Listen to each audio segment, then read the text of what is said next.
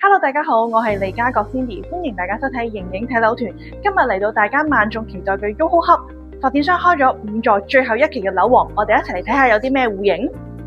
配套方面，元朗地鐵站無縫連接 YOHO 大型商場，110萬呎商場面積，設有逾300間店鋪，當中有唔同國家特色餐飲以及茶樓，另外有大型超市、一田百貨、戲院、家電鋪等等，仲有女士們最愛嘅化妝以及護膚品專櫃店。假日嘅時候，亦都有唔少市民過嚟商場購物。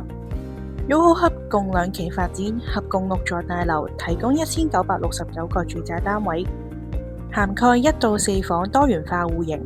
雙會所連園林，會所面積約4萬平方尺，另設21萬平方尺戶外園林空間，設施包括健身室、瑜伽室、體育館、戶外泳池、兒童水上樂園、兒童遊樂天地、多用途宴會廳等等。而今次開賣嘅第5座係 YOHO Hub 全新最後1期現樓，亦係該項目嘅樓王。我哋一齊睇下有咩戶型。首先我哋嚟參觀一個2房清水樓嘅示範單位，451尺，按照發展商嘅招標意向價錢，中層單位約810萬左右。首先門口嘅側面已經係開放式廚房嘅位置，門後亦都有儲物櫃作為收納。而單位景觀方面向東面，主要望內園以及遠山景，低層仲可以望到泳池。洗手間就做咗3段式嘅乾濕分離，空間亦都好寬敞。客房闊2米長2米2，可以放置單人床及衣櫃。主人房空間就當然更加寬闊啦，賣點係有呢個超大落地採光窗，無論係空間感定係視野都非常好。旁邊仲有一個對流窗。跟住我哋嚟參觀491尺，屬於2房連儲物室嘅間隔。而呢個示範單位呢，就放置咗家私，可以俾客人參考翻個擺位。按照發展商招標意向價，中層單位約883萬左右。景觀方面同樣係向翻東面，由於單位比頭先2房更加靠外，所以景觀上呢會更加開闊嘅。首先我哋嚟睇下儲物室嘅位置，闊1米，長2米2。發展商就用咗嚟做梳妝台，旁邊牆身亦都打造鏡面，望到空間感都非常足夠。洗手間就冇做改動，同樣都係3段式嘅乾濕分離。客房就標準尺寸，放到單人床以及衣櫃。留意翻主人房其實係有通風窗嘅，不過做咗示範單位呢就冇特別展示啦。之後我哋參觀531尺嘅3房間隔。按照發展商嘅招標意向價，中層單位約955萬左右，同樣做咗裝修擺放家私。客飯廳一體，飯廳方面放到4人嘅餐桌，景觀就向返北面，高層仲可以望到深圳灣景觀。不過就算中低層都好開揚，同樣望到山景。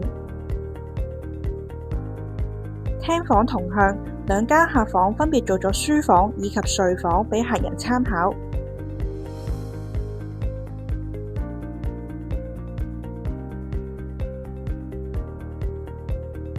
不過唯一美中不足嘅就係 YOHO Hub 5座，除咗過1000尺嘅大位之外，其他戶型都唔係明智。主人房門後面其實仲有個凹位，可以做返衣櫃，咁就唔會浪費到其他嘅走動空間啦。跟住我哋嚟參觀1094尺，屬於4房雙套嘅間隔。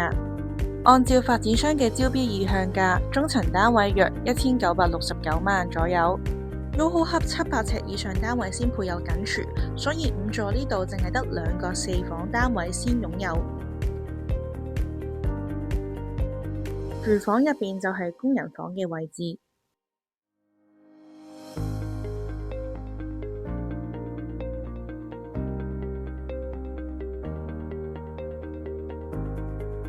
客飯廳長6米6，闊3米3。飯廳位置可以好輕鬆咁樣放到6人嘅餐台，而客廳嘅右側係一間套房。客廳分隔咗另外3間睡房同呢間套房嘅距離，相對地私隱度會更加高，適合長輩居住。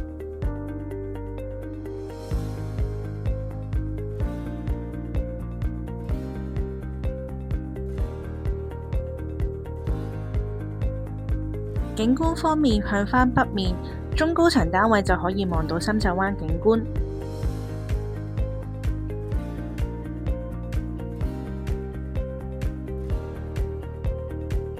客廁同埋主人套廁都係難得嘅名次啊！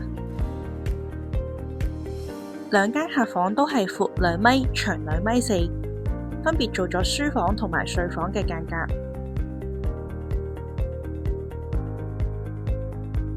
主人套廁左手邊呢就會有淋浴間，而右手邊就有浴缸，同樣都係名廁。